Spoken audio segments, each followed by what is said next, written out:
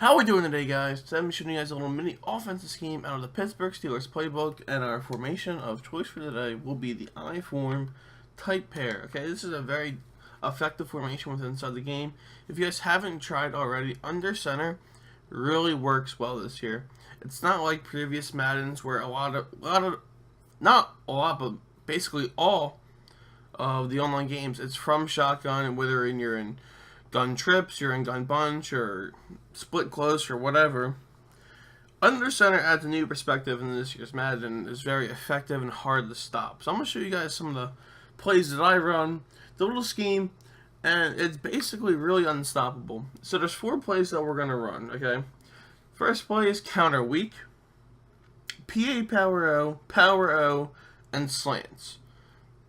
And with these 4 plays, you can really dominate an entire game. So usually when I come out on the first play of the game, I like to call the counter weak. And I call it to the right side most of the time. So we're going to go ahead and pick the counter, and we're going to go random play. But here's what I like to do. I would like to switch the counter to the power O real quick.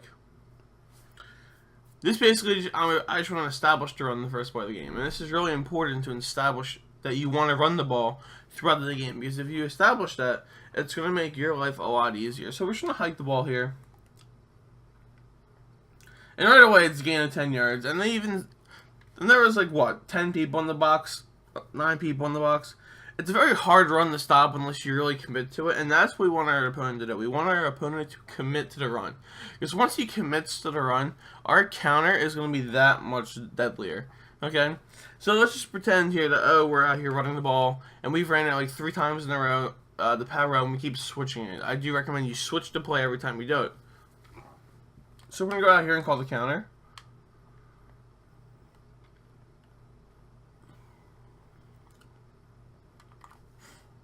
It's still a gain. Even though he was there to stop that, and our tackle didn't get that block, and our fullback didn't pick up that other block, we still gained about 5 yards on that play. It just shows that these 2 runs together are so hard to stop because no one knows which way you're running the ball. And it's so hard to stop. And once they start committing to the running plays, it's even worse, because what you guys can then do is actually come out in the PA power O. Now this play is absolutely deadly. I love this play. So what you want to do is you want to press Y to make your hot routes. And now Gronkowski, aka your tight end number 1, when you're setting up your depth charts in MUT or in head-to-head, he'll be the first tight end. You want to put him on a slant over the middle, just like that. Then we want to take our tight end number 2, aka Bennett, and put him on a streak, just like so. And we want to move Edelman in. Now, you don't have to move Edelman into the slot. I choose to because it's a quicker release, it's a quicker throw, and it's a quicker gain of yards, basically. But it is a tell. So if you're playing against someone who's actually quite decent on defense, and every time you move Edelman, you throw the ball, he's going to start to realize, oh, he's throwing the ball, and he's going to use that area that you want to throw the ball. So you can keep Edelman out. It's just really up to you. I like moving him in. And for reads, what we're going to look for, this play usually beats about every coverage. It has the only coverage that can give you a hard time is a cover 2 with a spy or like a man in the middle if he's using it. But usually we can beat that because we do mess with the user. If he's using the middle linebacker in a situation, he either has to pick Gronk or Edelman to cover, because either way they'll both be open over the middle. My first read is Edelman. It's always that deep post, because most of the time that deep post is open. It's a very quick read, quick throw, and you guys will see here in a second once I snap the ball. But if it's man-to-man coverage, I would really look for Gronk, because Gronk will be open on the slant route, because slants do beat man in this game. Cover 2, if he has a cover 2 with light blues, Gronk will be open, X will be open. James Devlin, your fullback, really won't be open. The only time he'll be open is in a cover 3 when he's playing purples, or any coverage when he has purples. Just check down your fullback. It's still a gain about 5 yards. So let's go here and snap the ball real quick.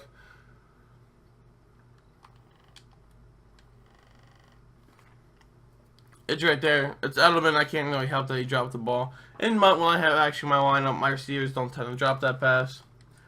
But it's fine. This is just for practice purposes. I wanted to show you guys how I do set this up. So we'll do the same thing. We'll send Ben on a streak, Gronk on a slant, and we'll move Edelman in. And we'll hike the ball. See it's a blitz, Edelman's wide open. And gets it and drops the ball. Again, it's really not my fault that he drops the ball. I can't help that. It's just how this game wants to be right now. And now we're going to leave Edelman on the outside like this. We're not going to move him in. Nope, we're actually going to switch it to power to PA power real quick. So we're going to leave him on the outside so I can show you guys that this play still does work from the outside. It just takes longer. This looks like a cover 3. So depending on what that middle safety does, we'll throw the Edelman or not. And I'm going to show you guys that right now. So hike the ball. There you go. It's always there. That post is very hard to cover against the CPU. Why? CPU, you really don't cover it unless maybe a cover 2 invert where that middle plays a little deeper back or he's using it. We can go ahead one more time and just show you that because I'm going to hit Gronk this time on a slant route. Show you that he's open. So this time our first tree will be Gronk, and we'll see what happens here. Hike the ball, and then gets batted. But he was open, he would have caught the ball. So that's basically it for the PA power row. So we've already covered 3 plays. The first 2 plays, the power row and the counter, just basic run plays. You just run the ball, no audibles, nothing. Cover the PA power row, which you know how to do. We set tight end number 2 on a streak, tight end number 1 on a slant, move Edelman in or leave him out. So your receiver, you can move in or out, whatever, float your boat. And hike the ball. That's it. Our next play that we should learn is slants. Slants is another really good play because if you establish this running game like I was talking about earlier and you have the opponent really aggravated, you want to come out in slants. Slants will be your best friend against cover 0. If they call a cover 0 play and you have slants, it is a guaranteed touchdown from A.